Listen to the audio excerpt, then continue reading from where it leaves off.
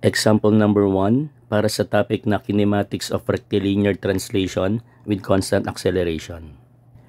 A car traveling with an initial velocity of 10 meters per second is subjected to an acceleration of 3 meters per second square. Ang mga tinatanong, number 1, the distance traveled after 5 seconds. Number 2, the velocity after 5 seconds. And number 3, the distance traveled by the car during the 5th second.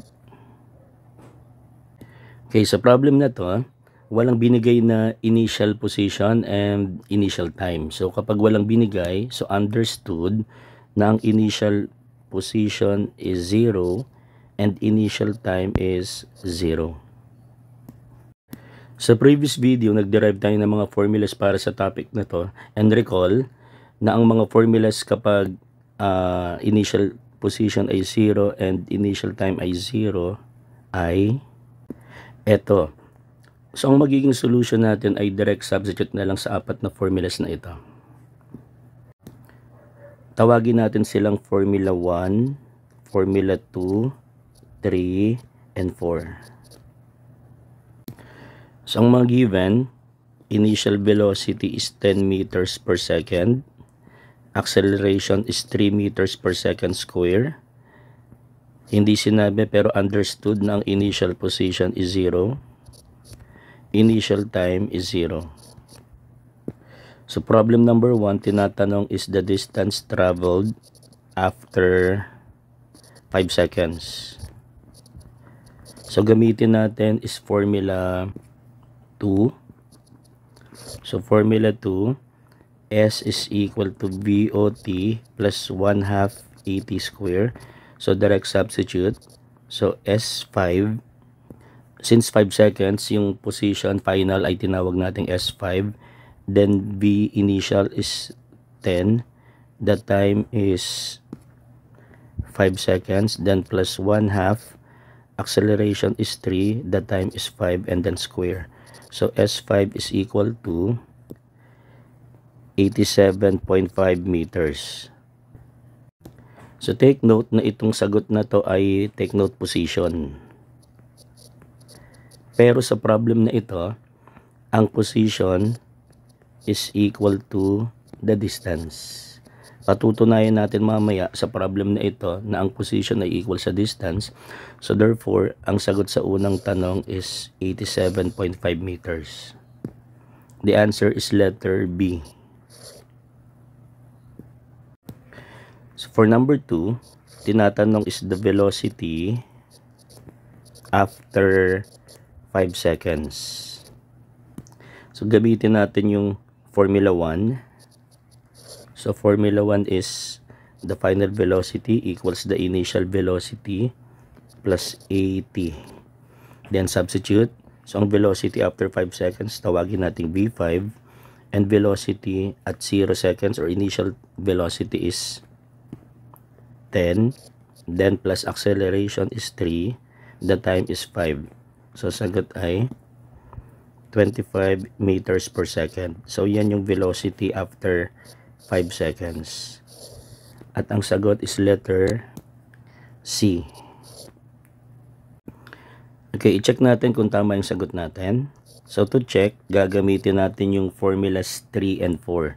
So para sa formula 3, S is equal to 1/2 the final velocity plus the initial velocity times the time. Substitute the data. So S is 87.5, then equal to, is it equal to 1/2 times the final velocity 25 plus the initial is 10 and the time is 5. Okay, so at ang nangyari ay equal. Yes. Then check din natin using formula 4. Final velocity square is equal to the initial velocity square plus 2AS. Substitute the data. So final velocity is 25 and then square.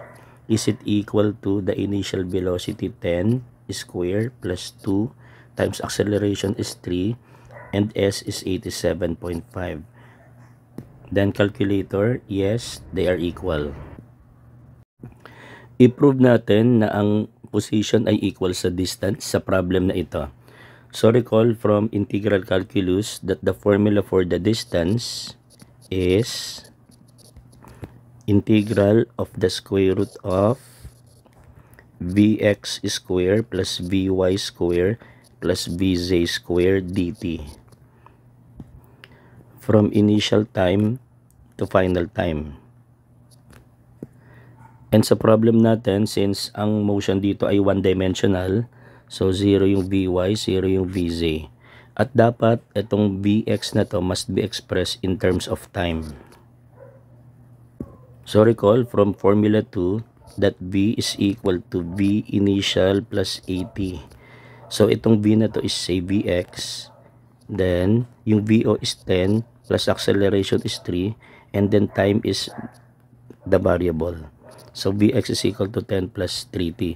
Then itong expression na ito, i-plug in natin doon sa formula for the distance, so that the distance is equal to the integral of the square root of 10 plus 3t and then square dt.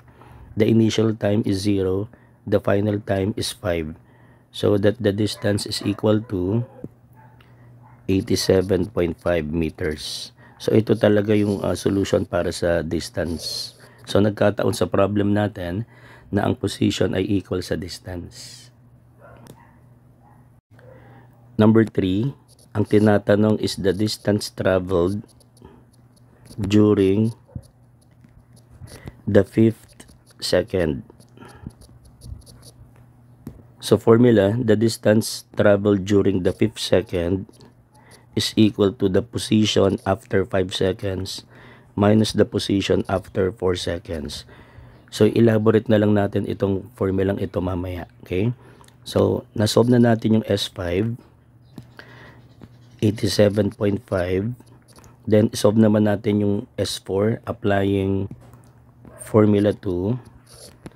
So S is equal to VOT plus 1/2 AT squared. So S4 is equal to the initial velocity is 10, the time is 4, then plus 1/2, acceleration is 3, the time is 4 square. So S4 is equal to 64 meters. So that the distance traveled during the 5th second is equal to S5, the position after 5 seconds, minus S4, the position after 4 seconds. So ang sagot ay 23.5 meters. At ang sagot is letter C. Elaborate natin yung solution sa problem number 3. So yung formula for S, applying formula 2 is VOT plus 1/2 AT square. So substitute natin yung mga given data. So VO is 10, then variable time t plus 1/2, acceleration is 3, then t square. So the expression for the position at any time for this problem, S is 10t plus 1.5 t square. So ngayong meron na tayong equation for the position at any time, then mag-prepare tayo ng table para sa position at any time. So when the time is 0, substitute 0 sa equation, then S is 0. Then when time is 1 second, substitute natin yung 1 doon sa time, then S is equal to 11.5. Then when time is 2, substitute 2, S is 26. When T is 3, then S is 43.5. When time is 4, 64. And when time is 5, 87.5. The next step is we plot the data. So ito na yung mga positions ng particle at any time. So when time is 0, the position is 0, then 1, then 11.5, and so on. And yung distance naman ay after 1 second, so magmula sa position na ito hanggang dito, the distance is 11.5 minus 0 or 11.5. Then after 2 seconds naman, the distance is the position 26 minus the position 0 So therefore the distance is 26, and so on. Ito naman yung distance traveled during the first second. At itong distance na ito is the position after 1 second minus the position at 0 second. So the distance is 11.5. So yan yung S first second. And then ito naman yung distance during the second second, and equal yan sa 26 minus 11.5. So 14.5.